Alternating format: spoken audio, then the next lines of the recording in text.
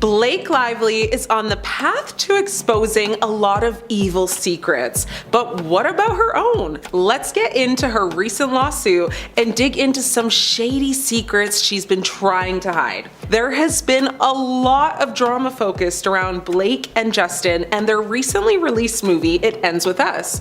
Blake has recently sued her co-star and director of the film for harassment just days before Christmas. The Gossip Girl alum alleged in the documents that Baldoni created a toxic environment on set. She additionally claimed Baldoni had shown her nude images and videos of women and also talked to her about his alleged previous inappropriate video addiction. Justin's legal team have since denied the allegations and claimed the lawsuit was an attempt to salvage her reputation, which suffered during press for the movie. Fans have since reacted to the lawsuit, with some siding with Lively and others coming to Baldoni's defense. On X, formerly known as Twitter, one person said, "Blake Lively trying to accuse Justin Baldoni and his team of inciting a smear campaign when this was her behavior. Why not take accountability?" The social media user attached a short clip of a past interview that showed her being rude to a reporter. Another wrote, "Blake Lively ruined her reputation with that movie and I don't owe her an apology." Another person wrote, "I don't buy this Blake Lively is suddenly a victim lawsuit. Even the wording of the suit is very slippery and odd.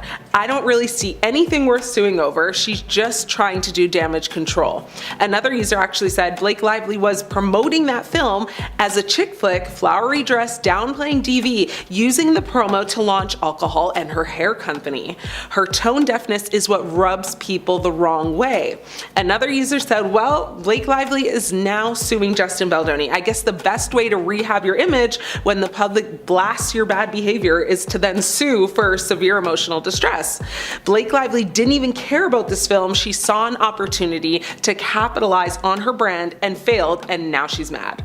Another person actually said Blake Lively and Ryan Reynolds are billionaires. If she was being harassed, why didn't she stop filming the movie? Justin hasn't since insisted that the legal action is an attempt by Blake to fix her negative reputation, after several rumors have emerged of diva-like behavior on set.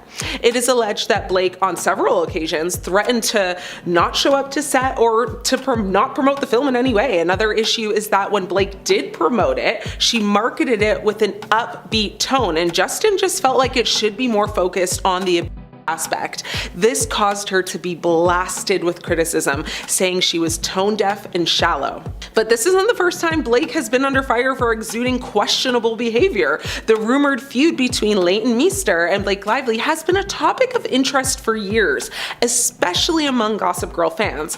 According to the show's executive producer, the two actresses were friendly, but they were not friends, which is a contrast with their on-screen characters, Serena and Blair, who were complex friends with a deep history.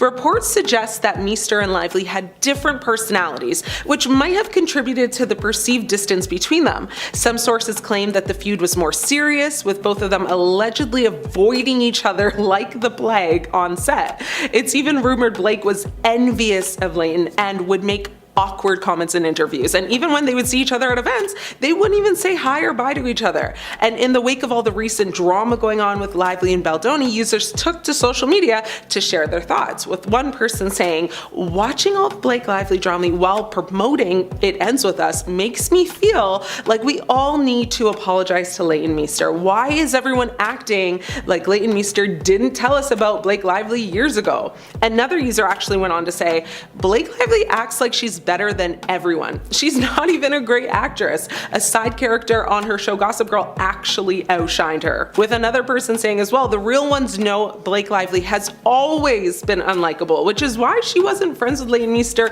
who's the angel on earth."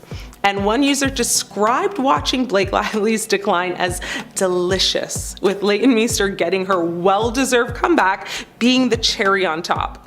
A lot of people have even said that it's not fair the amount of popularity Lively has over Meester, and that Meester is far more deserving of professional success, with one person even saying, "My Friday morning TED Talk is that Leighton Meester should be the more famous one because she is a far better actress than Blake Lively, which with much better comedic skills and timing." It's funny how everyone says Leighton Meester deserved Blake Lively's success because Blake's acting career is honestly nothing to write home about. Even to this day, they actually don't follow each other on Instagram, so I would say it's pretty safe to say that these rumors are true, and fans are dying to know Meester's take on everything that's unraveling right now. Do you think she'll comment or just stay as unproblematic as possible and watch it all unfold in silence, basically? Let me know. Now, Justin Baldoni has promoted their movie It Ends With Us in a tone that really talks about DV and sheds some light on victims while also telling men to take accountability. So instead of highlighting the effects of abuse and how it affects the person, or resources on how to get out of a DV situation safely, or even simply spreading some more awareness on a very real and serious topic that so many women go through, she has made it all about her. One social media user said, "Blake is using this movie to promote her hair care line, and her husband is using it to promote Deadpool 3. Both are tacky and distasteful." Another person agreed with that, saying, "I think it's disgustingly tacky to take something as serious as DV and use it to promote your hair products. This isn't some cute rom-com, it's a movie about DV." Now keep in mind, it's also noted that she took all of these opportunities to also promote her beverage brands, Betty Buzz and Betty Booze. Blake actually posted pictures from a flower-themed party by her company, and the caption tagged the two beverage brands. A picture in the exact same post portrayed a flower shop, which is a reference to her character in the film, and the shop's name was titled as Betty Blooms, once again referring to her beverage brands. It was even reported that a promotional email was sent out on how to make It Ends With Us inspired cocktails using Betty Buzz. Now, despite all of these clear marketing strategies and controversies surrounding Blake and her recently filed lawsuit, Blake does have some support from her Sisterhood of the Traveling Pants co-stars. If you remember them, America Ferrera, Amber Tamlin, and Alexis Bledel, they actually all released a joint statement to defend her, which basically said, "As Blake friends and sisters for over 20 years, we stand with her in solidarity as she fights back against the reported campaign waged to destroy her reputation. Throughout the filming of It Ends With Us, we saw her summon the courage to ask for a safe workplace for herself and colleagues on set, and we are appalled to read the evidence of a premeditated and vindictive effort that ensued to discredit her voice. We are struck by the reality that even if a woman is as strong, celebrated, and resourced as our friend Blake, she can face forceful retaliation for daring to ask for a safe working environment."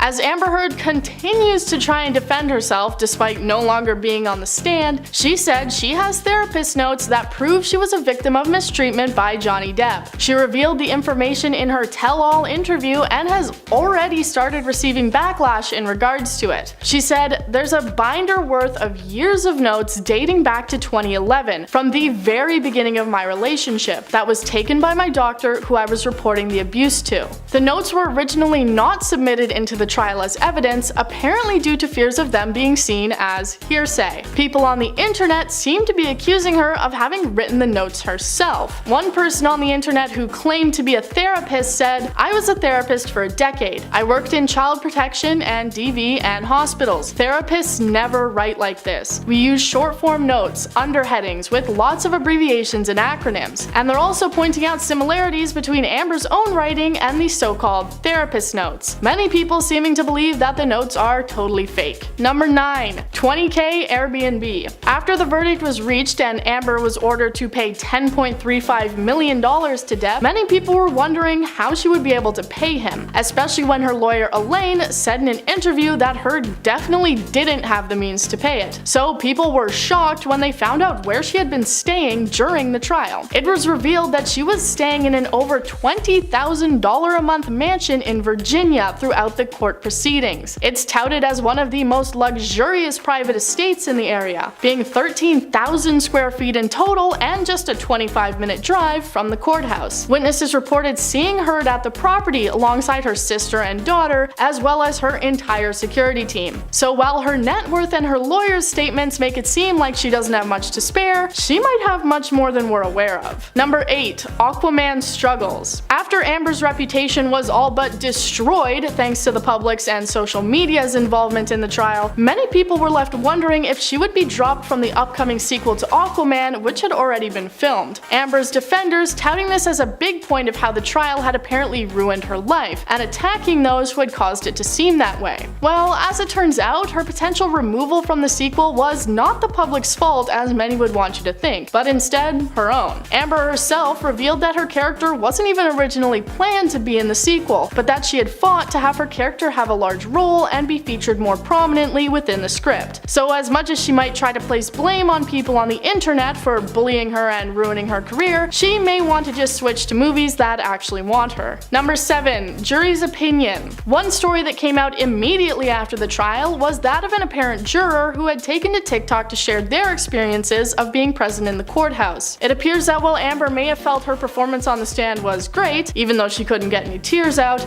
people saw right through her, and the secret's out that she's maybe not a very good actress. They said that from the very beginning, they had a feeling that something was off about Amber, and that everything she was saying just had the aura of being untrue. We all saw during the trial the way she would sniffle with dry eyes, looking towards the jury to try and gain their sympathy. But the TikTokers said that they had seen right through it, and the constant eye contact and pleading had just made them all very uncomfortable, ultimately finishing it off by saying, "Amber Heard, what a crazy woman." Even her old acting coach said that when Amber was acting, she was never able to make herself cry. Number 6. The NBC tell-all. People eagerly awaited Amber Heard's interview on NBC Dateline, where she was apparently going to reveal her side of the story. But as with everything surrounding the trial, the piece was immediately met with controversy and backlash, the majority of it coming from a small editing choice. When speaking out about people in toxic relationships, she said that they, referring to people in toxic relationships, don't have the resources you or I do, explicitly excluding herself from the group of people in bad relationships. They obviously realized their mistake, as when it was released, they edited this out, and they didn't get away with it. People said things like,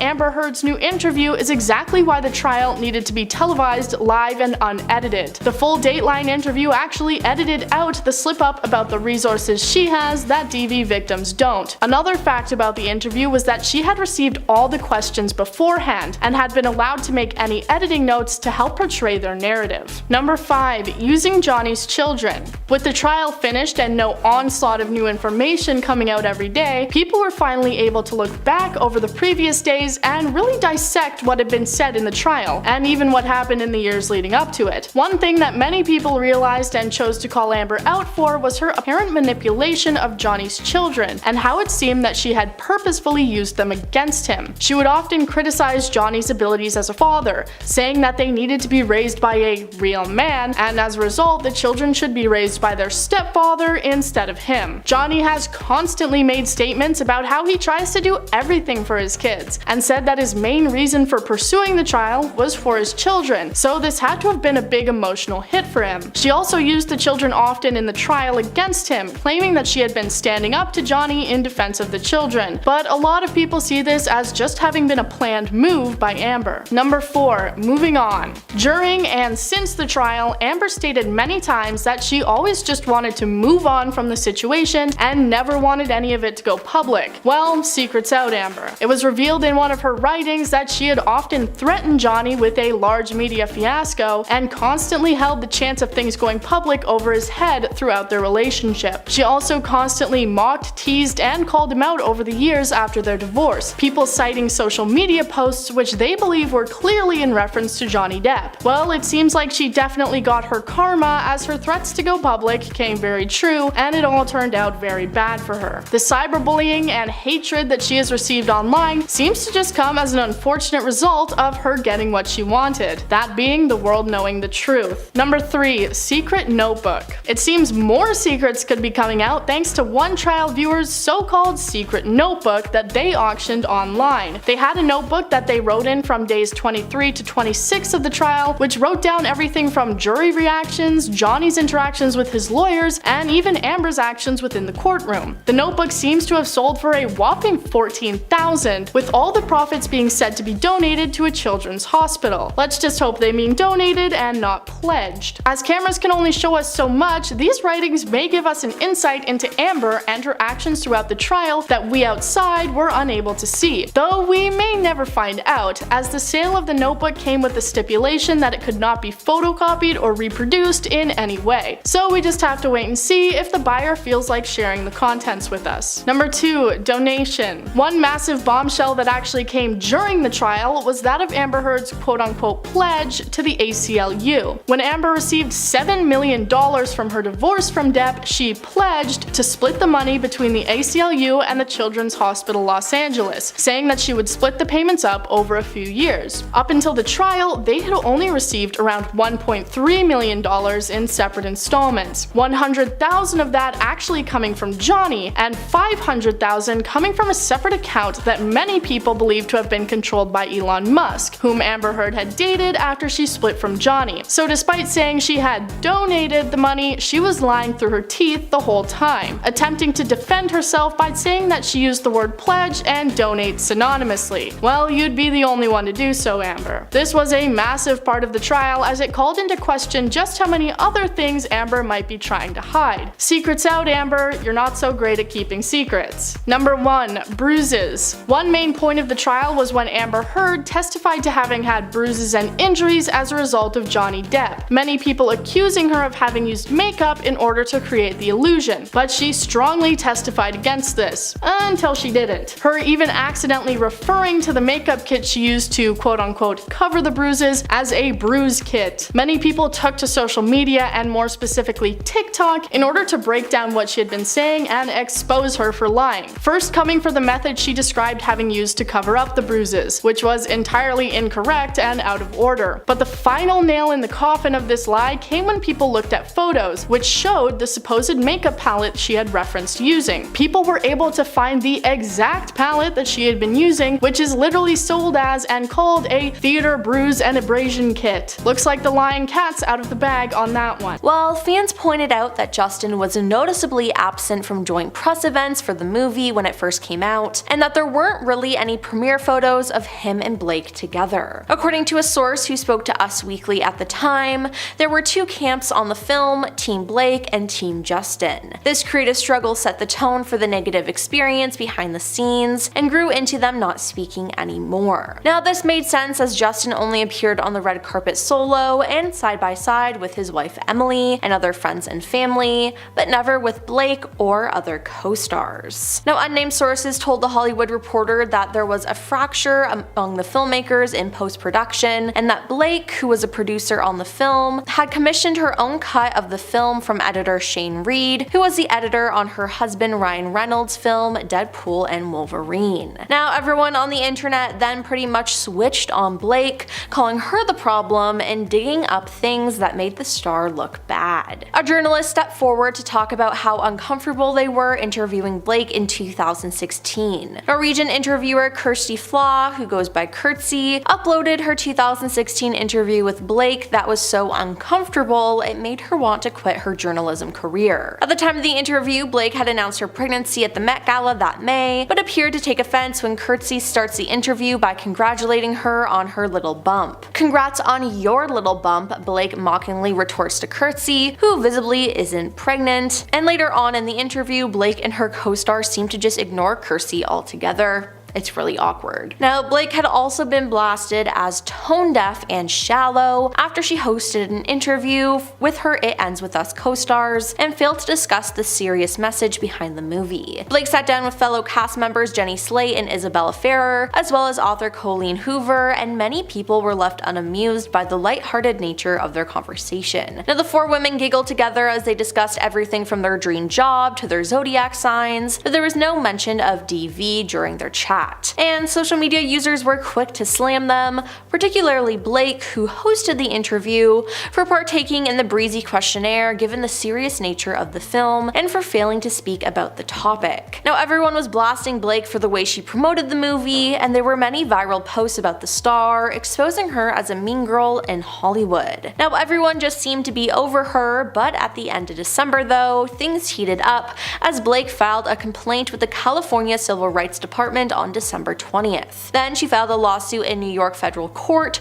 which was brought against Justin Baldoni, as well as the film's production company, Wayfarer Studios, its CEO, Jamie Heath, Baldoni's publicist, Jennifer Abel, and crisis communications representative, Melissa Nathan. Now, Blake is alleging that Justin caused her to suffer severe emotional distress and pain, humiliation, embarrassment, belittlement, frustration, and mental anguish, in addition to lost wages. She then claimed that Justin improvised unwanted kissing, Justin called her personal trainer behind her back, Jamie showed inappropriate videos of his wife on set, and various other issues while on set. Now, Blake's husband Ryan Reynolds was present at these meetings to back her up, as Blake claimed she made a list of demands she wanted Justin and Jamie to meet before she resumed filming, which claimed that Justin should not make inquiries about her weight and make no further mention of her father, who had passed. Now, in the lawsuit, Blake claims that Justin hired a crisis PR team to smear her in retaliation for her raising the issues. And it honestly appears that way, to be honest, and more proof of that came true as on December 22nd, the New York Times released an article about all of this. Private messages obtained by the New York Times appear to show intentional attempt to bury Blake. You know, we can bury anyone, Justin's PR Nathan is alleged to have said, per the New York Times. Justin is said to have sent examples of a viral social media thread accusing another celebrity of bullying, writing, "This is what we would need," the Times alleged.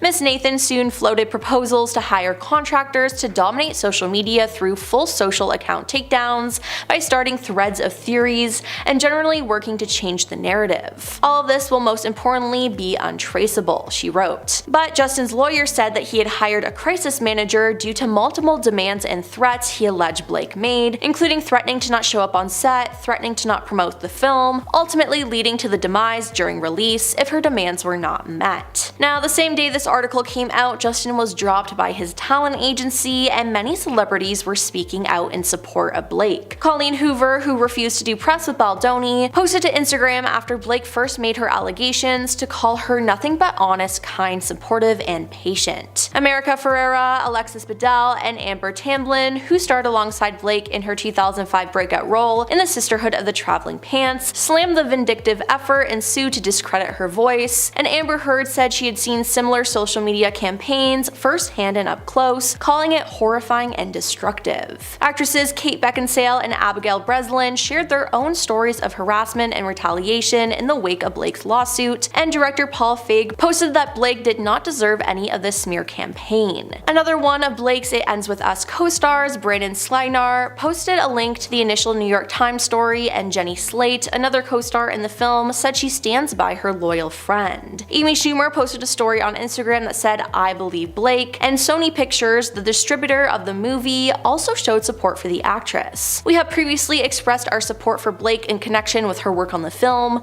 We fully and firmly reiterate that support today. Further, we strongly condemn any reputational attacks on her. Any such attacks have no place in our business or in civil society," it said. But then, Justin sued the New York Times for $250 million and claimed that Ryan Reynolds aggressively berated him. Justin and 9 other plaintiffs, including publicists Melissa Nathan and Jennifer Abel, brought a $250 million lawsuit against the newspaper alleging libel and false light invasion of privacy. Now, the suit, which has been seen by The Independent, was filed in Los Angeles Superior Court and claims that the Times reporting cherry-picked and altered communications, stripped of necessary context, and deliberately spliced to mislead. Now, in the lawsuit, Justin and Jamie accused the New York Times of publishing a one-sided article based on Blake's complaint with the California Civil Rights Department. The suit alleged that the Times relied almost entirely on Lively's unverified and self-serving narrative, lifting it nearly verbatim while disregarding an abundance of evidence that contradicted her claims and exposed her true motives. But the Times did not care. Now, a spokesperson for the New York Times said, "Our story was meticulously and responsibly reported," and they said that the outlet had reviewed thousands of pages of original documents, including the text messages and emails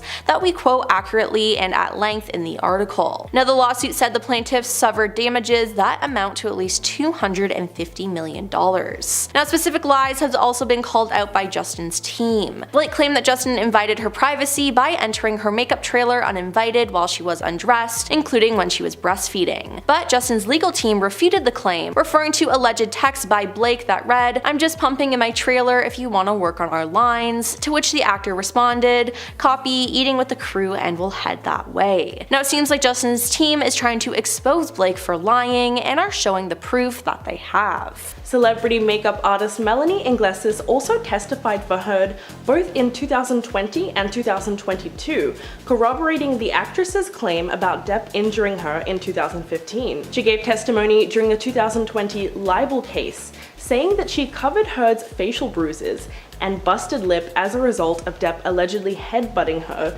before Heard's appearance on The Late Show with James Corden in December of 2015. In her written statement from July 2020, Melanie wrote, quote, "When I saw Amber, I immediately noticed that she had a split lip and a bruise near her eye. I also saw that there was a chunk of hair missing from her head." During their infamous 2022 defamation trial, Iglesias testified again that she used a heavier concealer with a peach undertone to cancel out the blue from the bruise that she had. She also said that she used red lipstick so that she could cover up the bleeding on the lip. But when Heard was cross-examined on the stand by Camille Vasquez, she accidentally let it slip that she had been using a bruise kit, which of course shredded Melanie's testimony to pieces, exposing her to a barrage of online ridicule. Number 9. Kirstie Alley. The actress shared her confusion over the 2022 defamation trial while also criticizing both stars, claiming that they were involved with the domestic violence on the same level. On May 17th, Alley tweeted, quote, "I don't quite understand this trial between Johnny Depp and Amber Heard. I can't figure out how it helps either one of them." Most controversially, she added that it just seems like a typical day in the life of an extremely talented addict and an extremely beautiful narcissist. She then retweeted several tweets and stories about the trial that same day. Fans found that her comments were very insensitive, and because she insinuated that both parties were at fault and both parties were as bad as each other, she received immense online backlash. And after watching only part of the trial, she tweeted, quote, "I'm going back to playing with my grandchildren." Well, maybe that's for the best. Number 8. Trisha Paytas. This is a tricky one. After saying that they felt bad for Depp but could empathize with Heard, in an April 2022 YouTube video, Trisha Paytas clarified that they weren't in fact defending Heard. Their comments left fans feeling very confused as on April 22nd, the YouTuber recorded themselves giving their opinion on the trial, saying, quote, "I feel horrible for Johnny Depp," also adding that Heard shouldn't be forgiven until she shows remorse, but added, quote, "I think I might be the only person with a little bit of empathy towards Amber because I've been there before." Paytas referenced an unspecified incident where they came forward about a similar situation and also weren't believed. A week after this video was released and after many cited the video as support for Heard, Paytas released another video to clarify what they actually meant. On April 28th, Paytas said that they were not defending her, but cited Amber Heard's mental health as a possible reason for her domestic violence, saying that she obviously had untreated mental illness, and that was most controversial to say in the least. Number 7. Meghan McCain. TV personality and author McCain wrote an article for the Daily Mail about her opinions on the trial, saying, quote, "For the record, I haven't made a decision about who I believe," adding, quote, "I may never arrive at a conclusion of guilt because there are credible allegations of abuse on both sides." She also said that if there is any truth to it, Depp and Heard had one of the most toxic, dysfunctional, and violent relationships since Sid and Nancy, referring to musician Sid Vicious and his girlfriend Nancy Spungen in 1978. She also shared her shock about how the public has been reacting to the existing allegations and the then ongoing trial, saying that the American public and Hollywood at large is overwhelmingly taking Depp's side in the court of public opinion before Heard has even taken the stand. McCain tried to play devil's advocate, saying that we should never have blindly believed Heard's accusations and stood by while Depp was stripped of his career, and we should not be making up for it now by automatically siding against Heard. But in response to the verdict, she tweeted hashtag #MeTooIsDead before deleting the post. Wow. Number 6, Tillit Wright. Wright, an actor, podcast host, and activist, was formerly friends with both Heard and Depp, and even briefly lived in Depp's home. He was brought on as a witness by Heard's team to give testimony in 2022. On May 17th, Wright recounted several incidents about Depp's reported behavior, saying, quote, he would get very misogynistic and cruel, and other things when he would take any kind of psychedelics. Wright said, quote, when he drank alcohol, he would become paranoid. He also said that on multiple occasions, Depp made cruel comments about Heard's appearance and talent. Although Wright said he's never seen Depp abuse Heard, he recalled a comment made at their 2015 wedding when, according to Wright, Depp said, quote, we're married. Now I can punch her in the face and no one can do anything about it. Wright also said that he believes he heard Depp be abusive towards Heard when he was on the phone with the couple. He also said that he called 911 on Depp because he was worried about Heard's safety. Number 5, Sharon Osbourne. In November 2020, Sharon Osbourne said that she thought both parties were equally at fault.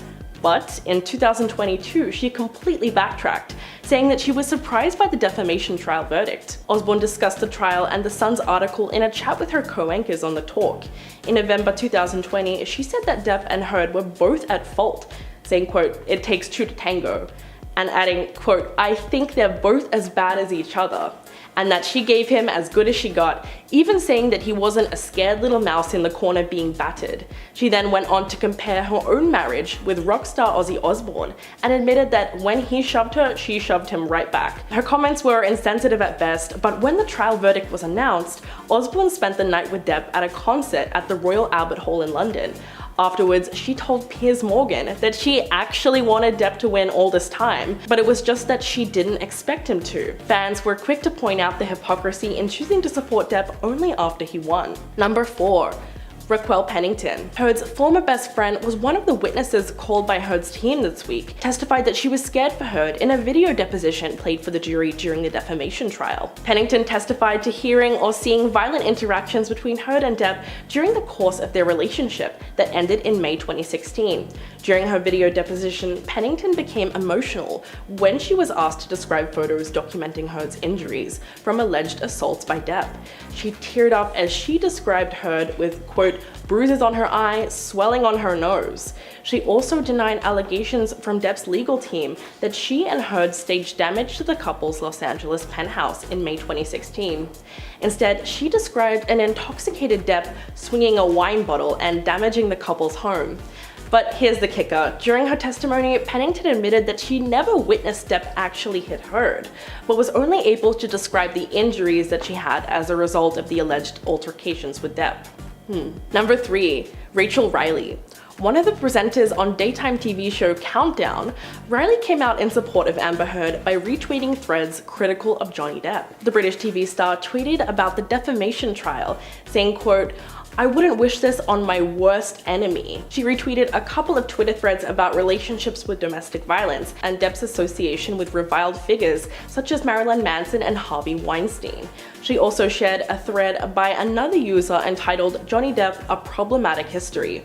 The thread details a number of Depp's past controversies, including his friendship with Marilyn Manson, and allegations of domestic violence which were being discussed at the defamation trial. After the announcement of the verdict, which saw the jury rule predominantly in Depp's favor, the Countdown star called the outcome of the trial, quote, a horrible state of affairs, and adding that male and female has nothing to do with it. As Riley has been very outspoken in her defense of Heard, she has received immense backlash online, and there's now a petition to remove her from her role as presenter on Countdown. Number 2, Evan Rachel Wood. The actress and activist came to Heard's defense in 2016. Now, Wood is strikingly similar to Heard in many ways, which is probably why Heard's story resonated with her. Like Heard, she's openly bisexual and has only claimed to have suffered domestic violence and has been physically mistreated at the hands of a powerful man. In her case, her ex-fiancé Marilyn Manson. When Heard's bisexuality was being criticized in the media and was linked to problems in her marriage, Wood spoke up on the matter. In a since-deleted tweet from May 2016, Wood quoted another tweet that read, quote, Amber Heard's sexuality is only relevant in that bi women are at far greater risk of experiencing intimate partner violence. She also retweeted, quote, "What does Amber being bisexual and having lesbian friends have to do with anything?" In another tweet, Wood argued that people often associate bisexuality with deviant behavior, which is total BS. But Wood's very public defense of Heard has become quite detrimental to her own case against Manson, as many die-hard Depp supporters have taken to Twitter pointing out the similarities between the two actresses, claiming that Manson could be a victim of false accusations, just as they believe Depp to be. And coming in at number 1, Amanda de Cadenet. The women's rights activist was formerly friends with Heard, but she did a complete 180 when she saw the evidence did not match the story that she's been told. The two were friends both before and after Heard's divorce from Depp, and it was over a few days in May of 2016 that Heard alleged her ex-husband threw a phone at her face before obtaining a restraining order against him and filing for divorce. After Heard opened up to de Cadenet about Depp's alleged domestic violence, the TV host shared a photo of her and Heard on Instagram that showed that she was publicly siding with Heard. Later that month, she also retweeted several messages on Twitter that supported her, and she was even supposed to testify during the 2020 UK libel trial after The Sun published an article in 2018 calling Depp a wife beater. But her perspective changed when she heard audio clips released by the Daily Mail, in which Heard verbally attacks Depp, causing her to question who the real victim was. Then, in June of 2020, she released a statement saying that she will no longer be testifying in the trial, and that, quote, "new facts have come to my attention, which has changed my perspective on this matter."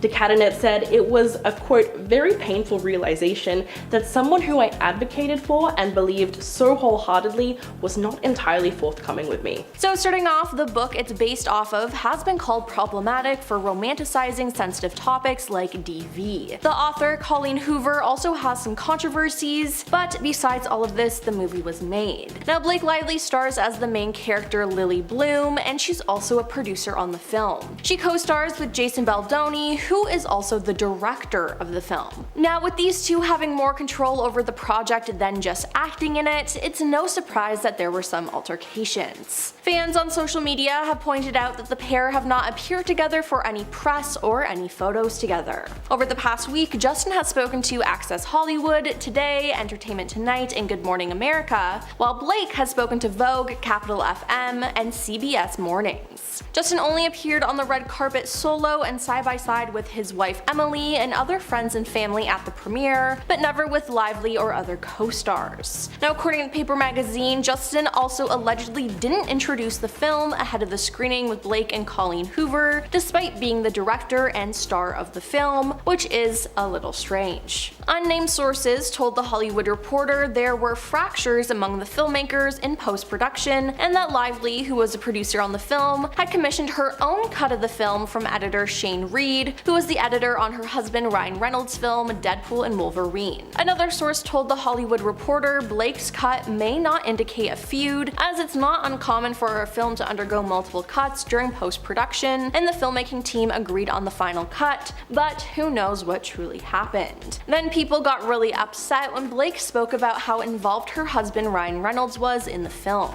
Blake added her own fuel to the fire when she revealed that her husband wrote part of the rooftop scene in the film. The iconic rooftop scene, "My husband actually wrote it. Nobody knows that, but you know," Blake said. Now, apparently this is normal. As Blake said, we help each other all the time. He works on everything I do, I work on everything he does. So his wins, his celebrations are mine, and mine are his. Now, multiple unnamed sources told The Hollywood Reporter that Ryan did not write the entire scene, which is a good thing. Now, this could have made Justin upset, and fans seem to speculate that Blake and Ryan may have taken over, effectively stepping on Justin's toes. Now, Blake told Hits Radio UK about one clash she had on set, which she said she is not supposed to be talking about, though she did not specify who it was with, claiming they begged her to remove a Lana Del Rey song from the film. Now, Justin told Elle on Monday that there's always friction that happens when you make a movie like this, but said that friction is what creates the beautiful art.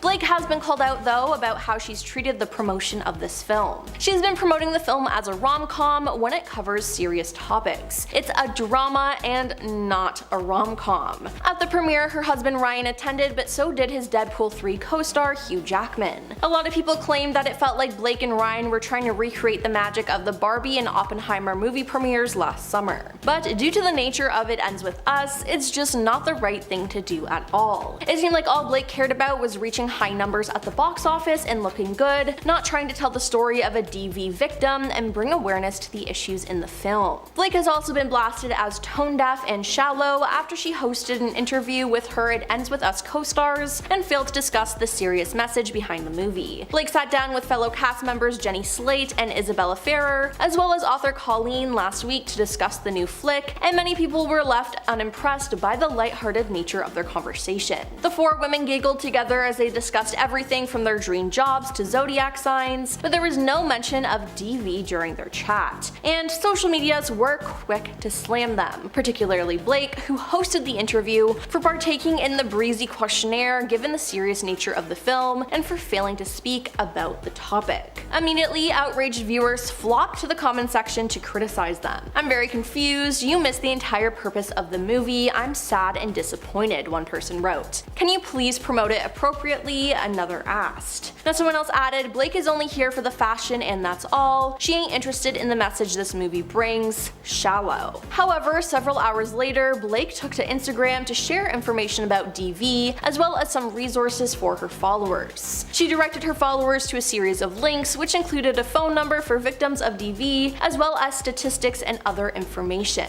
But that interview wasn't the only time she acted weird during an interview for the film. In a recent Jake's Takes interview hosted by Jake Hamilton, Blake, who appears alongside her co-star Brandon, is asked about how people affected by the movie might approach her in public to discuss some of its themes. "If someone understands the themes of this movie, comes across you in public, and they want to really talk to you, what's the best way for them to be able to talk to you about this?" Now Blake then decided to answer this in what she thought was a funny way, I guess. Blake proceeded to make a joke as she sarcastically questioned, like asking for my address or my phone number or like location share, and she continued to joke but eventually answered more seriously. But that really wasn't the right tone at all. Now several internet users have been left appalled at Blake's initial dismissive response to Jake's question. Now while Blake has touched on the movie's darker side occasionally, she has been lighthearted for most of the press tour. For example, she's focused much of her energy on her floral looks, which reference her character's name and profession.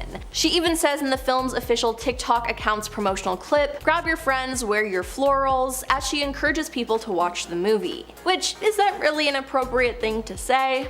No, not really. Then Blake has also been using the film to promote some of her own businesses. She promoted her drinks company, Betty Buzz, and actually unveiled some floral-inspired cocktails for the film. She then created Betty Blooms, a limited series of bouquets housed in Betty Buzz bottles as a tie-in to her character's love for flowers. Now she also used the promo to announce her new hair care line. At the premiere of It Ends With Us, fans also accused Blake of promoting her business for personal gain. Now during the red carpet event, fans noticed that Blake discussed her hairline rather than focusing on conversations surrounding DV awareness. Others also noticed that Blake's Instagram bio is a link to her hair care line's profile, whereas her co-star Justin's is a link to a non-profit organization focused on helping victims of DV. Now it's just very two different approaches to this, but Blake's is falling short. Norwegian interviewer Kirsty Fla, who goes by Kirsty, has uploaded her 2016 interview with Blake that was so uncomfortable it made her want to quit her journalism career. Kirsty posted a video simply called "The Blake Lively Interview That Made Me Want to Quit My Job" to her popular YouTube channel earlier this week, and viewers have been left horrified by the 4-minute long footage. In the clip, Brooke is promoting the movie Cafe Society and is joined by her co-star Parker Posey. Now the movie came out in July 2016, and this interview would have taken place at around the same time. That year, Blake had announced her pregnancy at the Met Gala that May,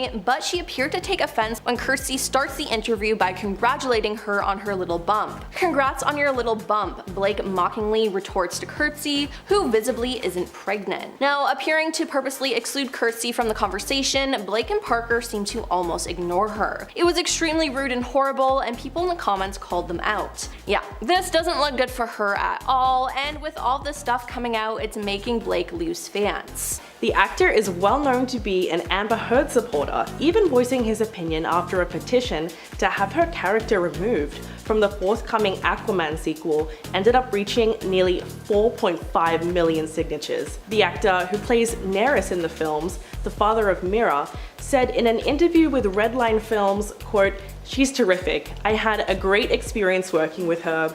Also adding that he felt that she was a very kind person who was nice to everyone and very down to earth. But even though the two actors did work closely together on set, many other of her co-stars have come forward saying that they had the opposite experience working with Heard, including Nicole Kidman, who felt that she was extremely mean-spirited. But the actor's glowing opinion of Heard may have changed over the course of the trial, as it was eventually revealed that Depp played a major role getting her cast after she auditioned, even claiming that he made a phone call to Warner Brothers executives to seal the deal. Number 9. Drew Barrymore. Although the actress hasn't stated that she specifically supports Amber Heard, she has left many people feeling as though she has trivialized the allegations of domestic violence that the trial was centered on, after joking about the legal drama during her talk show. The star of 50 First Dates called the trial, quote, "one layer of crazy in a 7-layer dip of insanity," implying that the proceedings were silly and dramatic for no good reason, and that nothing real is at stake for either party.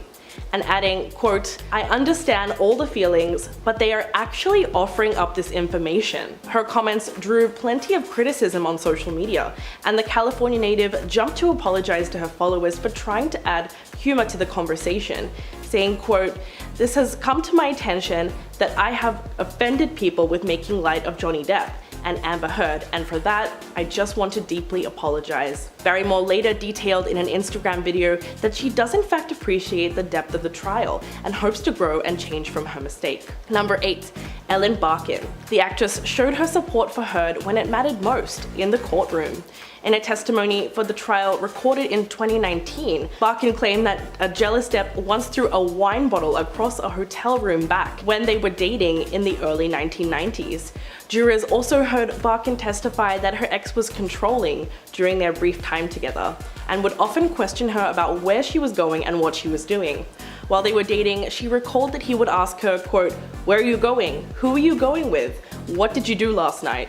She even testified about one particular time where Depp allegedly got very angry and accused her of having an affair because she had a slight scratch on her back. Depp denied the incident took place when Barkin's claim emerged, and testified that she held a grudge against him because she wanted a proper relationship with the actor, but he did not feel the same way.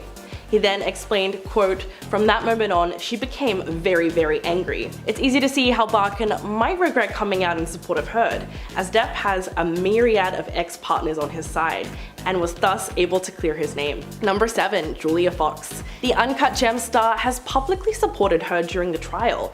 She left a controversial comment on Instagram, which has since been taken down, claiming that Depp was the actual one who held power in the relationship, and therefore he was able to take advantage of Heard, implying that he was the real perpetrator behind the domestic violence allegations. She wrote that you need to have power to be able to use it, and that Heard was only 25 when she first met Depp. She added, quote, "He clearly was always way more powerful, including physically and financially." But her comments more than ruffled a few feathers, as fans were quick to point out the hypocrisy behind them.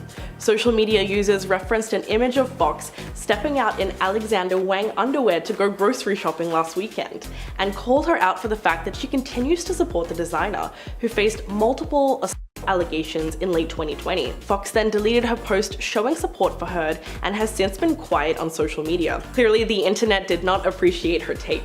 Number 6. David Krumholtz. The actor, who starred alongside Heard in an NBC drama series, posted several Instagram stories supporting her. The actor, who's most famous for his role as Bernard in The Santa Claus and its sequel, previously worked with Heard on the 2011 series The Playboy Club. He took to Instagram to weigh in on the highly publicized defamation trial, with a series of comments on Instagram stories where he bluntly states his belief that Heard is a victim of domestic violence, pointing to Depp's known drug and alcohol use as contributing factors to his behavior. Krumholtz even said that Depp is suing Heard as a way to avoid owning up to his own addiction issues, saying, quote, "Johnny Depp's smugness during the trial is sickening. then going on to say, quote, "I worked with Amber Heard, she is not psychotic, she's brilliant and strong." He wrote that he believes Heard and that and alcohol turn men into monsters. The actor was very outspoken in his support for Heard, but most likely regretted making these statements after the verdict was announced. Number 5. Jason Momoa. It's well known that Momoa has been supportive of Heard throughout the trial and their filming of Aquaman 2, even fighting for her to retain the role in the upcoming film, which will be called Aquaman and the Lost Kingdom. The actor implied a neutral stance on the verdict, which caused him to receive a lot of backlash. The Hawaii native liked both Depp's and Heard's Instagram posts, which were personal statements about the verdict outcome, resulting in a win for Depp. The Pirates of the Caribbean star wrote about having his life back thanks to the jury, while Heard expressed her disappointment about the results. Since then, several fans have voiced their frustration towards Momoa, arguing that neutrality is not a proper response in a domestic violence case. Although Momoa liked the former couple's respective Instagram posts, he has not openly spoken up about the verdict. But it was revealed during a testimony that Momoa and Aquaman director James Wan were adamant that Heard was in the film, and were both very committed to Amber. So it turns out he didn't pick a side, although many believe he is choosing not to make a statement before the release of his new film. Interesting. Number 4. Elon Musk. The infamous relationship between Heard and Musk goes way beyond just a simple affair, as the two of them dated for a while right after she filed for divorce from Depp. In fact, at one point, Musk was listed as a potential witness in the case. And looking back on the verdict now, there's a good chance that her publicized affair with the Tesla founder was one of the main reasons she lost the defamation case. Now, Musk has taken to Twitter to share his opinion on the trial involving his ex-partner, trying to keep his stance neutral, saying, quote, "I hope they both move on. At their best, they are each incredible." This did not go down well with fans of Depp, as it's pretty clear that Musk still supports Heard no matter what, regardless of evidence or even the outcome of the trial. But the tech billionaire probably wishes he could have redacted his tweet, as he recently had to go on record denying that he harassed and exposed himself to a former employee of his, a flight attendant, whilst traveling on a private jet. If anything, supporting Heard has given him some bad publicity and has just been really detrimental to his own reputation. Number 3. Amy Schumer. The Trainwreck actress appeared to show support for Heard and then quickly backtracked following the verdict. Schumer posted a screenshot of a quote from a feminist icon, Gloria Steinem, on the 2nd of June, reading, quote, "Any woman who chooses to behave like a full human being should be warned that the armies of the status quo will treat her as something of a dirty joke. She will need her sisterhood." So much for that sisterhood, because as soon as the post attracted media attention following the outcome of the trial, Schumer deleted the post. Then, on the 3rd of June, she replaced it with a Notes app screenshot saying, "FYI, I did not watch a second of that trial. Can we maybe work on ending gun violence?" Netizens have pointed out that not only was she using feminist icon Gloria Steinem to support Heard, but that she hasn't even watched the trial herself. And it looks like the comedian has done a full 180 after receiving immense online backlash. Don't they always? Number 2. Howard Stern. While speaking about the infamous defamation trial, veteran radio host went on to slam Depp for how he addressed the court during his multiple appearances on the stand, and in doing so has made it very clear that he sides with Heard. On an episode of Sirius X Max, The Howard Stern Show in late April, he said, quote, "He figured, I'll put this on TV because I'm so persuasive, I'm so smart, I'm such a wonderful guy. I will charm the pants off America at the trial." The America's Got Talent judge even went as far as calling Depp's testimony dramatic and saying that it would come off really badly. He then went on to imply that Depp was a narcissist, and that's why he wanted the trial to be televised, saying, quote, "They think they can talk their way out of anything." Stern, for his part, revealed that he didn't believe what Depp was saying about domestic violence and his marriage to Heard. It's safe to say that after last week's verdict, his insensitive comments backfired and made him look ignorant at best. And coming in at number 1, Kathy Griffin. Griffin has taken several low-blow shots at Johnny Depp, even beyond just believing Heard. The comedian went on the offensive shortly after the pro-Depp verdict came down in Virginia. During an appearance on Just Ask the Question with Brian Karam, she hurled a lot of insults at Depp, specifically making fun of his appearance, likening him to Trump and saying he resembled, quote, "a bloated booze bag." these days, despite what his supporters might think. If that wasn't enough, Griffin also commented on his voice and manner of speaking, saying his testimony was a phony act and that she's shocked that anyone is actually buying it. She then went on to express direct support for Amber, saying she 100% bought her story of alleged domestic violence, despite a jury saying otherwise. And when talking about all of Depp's exes that have come out in support of him, she claims this is only because they are afraid of being, quote, Amber Hearded, and therefore won't speak out against him. We'll let Kathy speak for herself here, but she's certainly catching her fair share of backlash for the comments, as it seems the internet has completely turned against her.